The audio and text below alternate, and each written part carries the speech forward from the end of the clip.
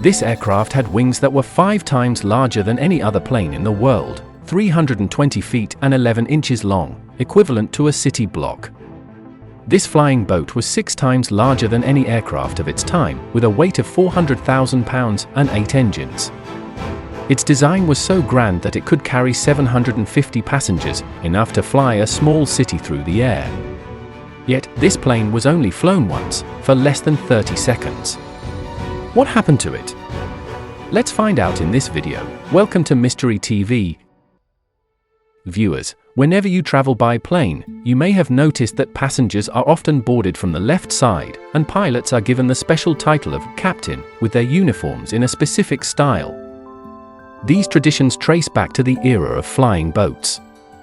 Pan American World Airways' first flying boat took off in 1930, and Pan Am started a new tradition by giving its pilots special uniforms. This became a custom, with passengers boarding from the left, a practice inherited from boats and ships, where people also boarded from the left.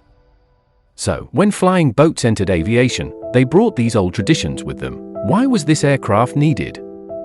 In 1942, during the height of World War II, the United States Navy required a large transport plane to protect against German submarines in the Atlantic Ocean.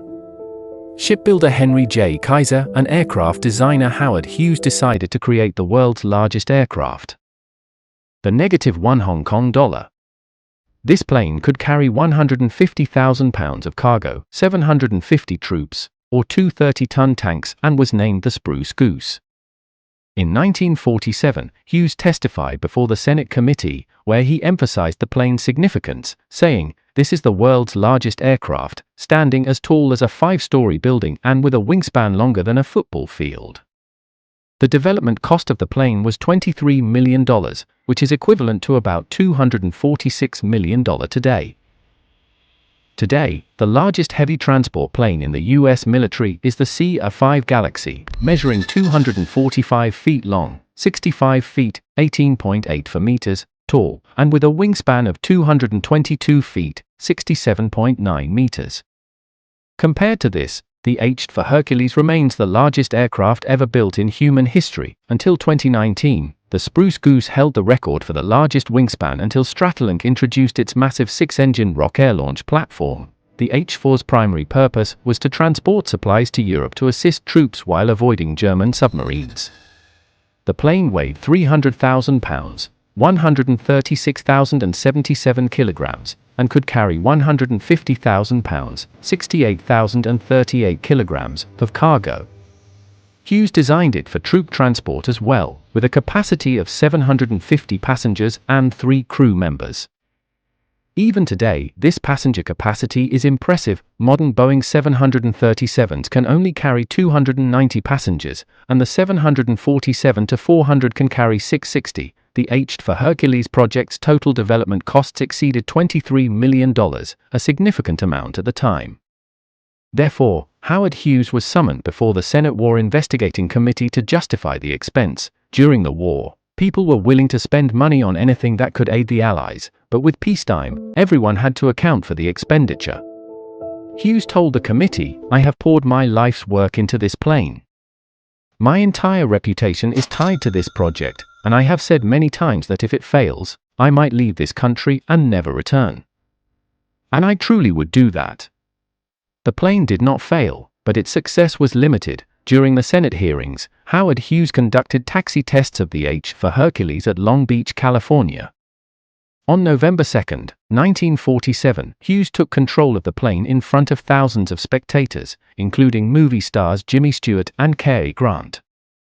Along with Hughes, there were a co-pilot, 2 flight engineers, 16 mechanics, and 2 flight crew members on board, as well as press and industry VIPs.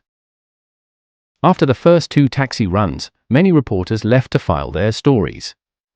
However, those who stayed for the final test run were in for a surprise. After throttling the plane to 90 miles per hour, Hughes pulled the yoke, and the Hercules lifted off, flying for only 26 seconds at an altitude of 25 to 70 feet and a speed of 135 miles per hour to 217 kilometers per hour.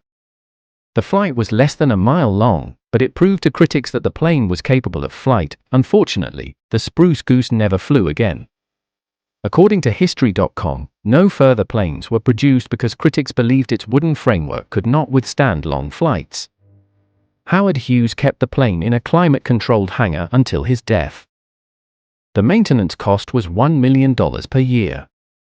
After the hangar lease contract ended in 1976, the initial plan was to dismantle the plane, but the Aero Club of Southern California and aviation enthusiasts preserved it as a significant artifact.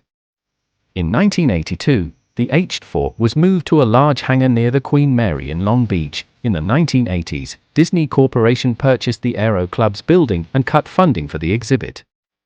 The Aero Club managed to save the plane, and in 1992, it was moved to the Evergreen International Aviation Museum by Captain Michael King Smith. It took $7 million to transport and refurbish the plane from Long Beach to Oregon, and in 2001, it was installed at the Evergreen Aviation and Space Museum. Perhaps one day, a businessman will purchase it and we might see this magnificent aircraft flying again.